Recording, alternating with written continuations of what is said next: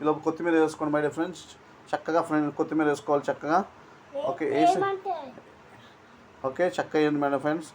కొంచెం కూడా ఉంచకూడదు, నీట్గా ఉండాలి. కొత్తిమీర అంత ఎక్కువ వేసుకుంటే అంత మంచిది. కాల్షియం, ఇమ్యూనిటీ, అసలు చాలా నీట్గా శుభ్రంగా వేయాలి కొత్తిమీర మై డియర్ ఫ్రెండ్స్. చూడండి.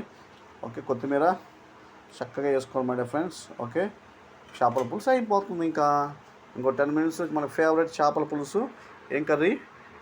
చేపల పులుసు. ఏం చేపలు? రూప్చంద్ ప్లస్ రాగండ్ల పులుసు. రూప్చండ్లు ప్లస్ రాగండ్లు ఎప్పుడు వండడం మై డియర్ ఫ్రెండ్స్. ఇదే ఫస్ట్ టైం వండడం. ఓకే చాలా జాగ్రత్తగా వండుతున్నా, ఎందుకంటే పట్టిన చేపలు చాలా ఎనర్జెటిక్గా ఉంటాయి. గ్యాలంతో పట్టిన చేపలు ఎప్పుడు పట్టామంటే అవి బలంగా ఉన్నట్టే. కానీ ఈరోజు మాత్రం ఒక చేప పడింది, రోగం వచ్చిన చేప, డిసీజ్ వచ్చిన చేప ఒకటి పడింది. చూడండి ఈరోజు అది చూపించి పెడతాను యూట్యూబ్లో, మీరు చూడండి. డిసీజ్ ఎలా చేపలకు కూడా రోగాలు వస్తాయి, ఏంటో మీకు తావచ్చు చూడండి. ఆ చేప పారేసాం.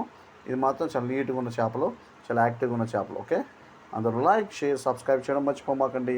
ఇంకో 10 minutesలో మనం చేపల కర్రీ, చేపల పులుసు చేద్దాం. అదే చేపల పులుసు తినబోతున్నాం మై డియర్ ఫ్రెండ్స్. చక్కగా అందరూ ఓకే లైక్, షేర్, సబ్స్క్రైబ్ చేయడం మర్చిపోమాకండి. Have a nice day.